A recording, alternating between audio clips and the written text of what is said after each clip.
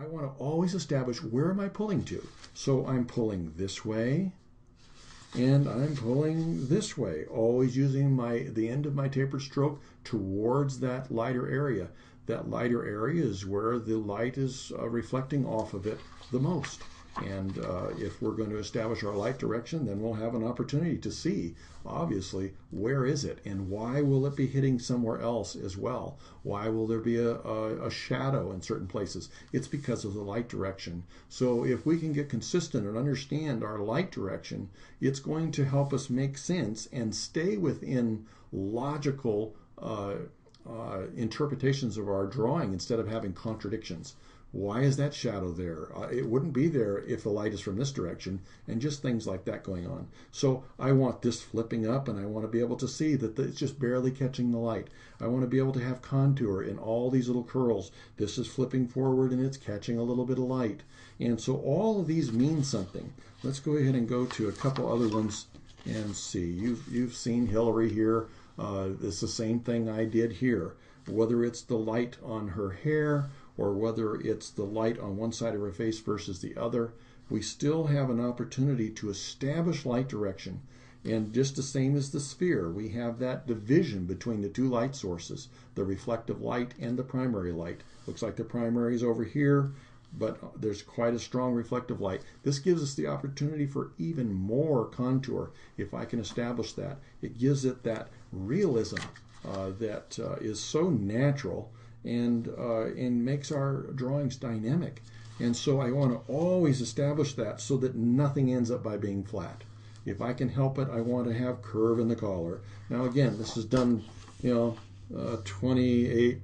years ago, so I've learned a lot too. But anyway, this is what I'm striving to do when I'm working on these things, is establish where is my light direction. If I have a primary light shining on this side of the face, and I end up by leaving this white, my mind's going, I thought this was the primary light. Why is this so light here? And those are reasons why I would tell you to go in and make sure that you put value in areas that are supposed to be in the shade. That it would be darker down here because it would be getting even less light than it might here. And all these are opportunities for you to add that wonderful lifelike dimension and mood and all those things to your drawings. So if the white is getting darker, we want the dark to get darker too. Within its own range of value, we want this to be darker than it was out here. So I'm going to come in here and I'm going to make this darker value do exactly the same thing the white is doing. It's getting darker.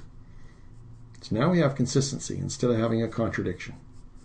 We don't want just one of the things looking like it's contoured and curved. We want both of them too. So I want to make sure that I'm getting a little darker as I'm going up there.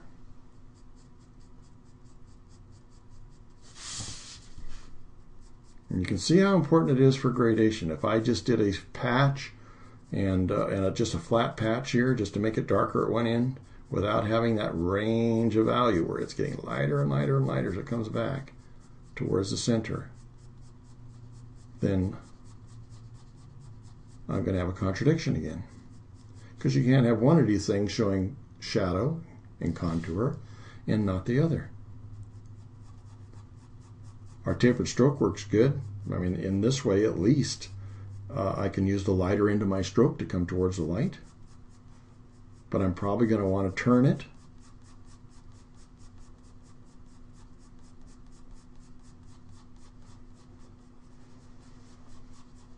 How good can you be at demonstrating the principles of light?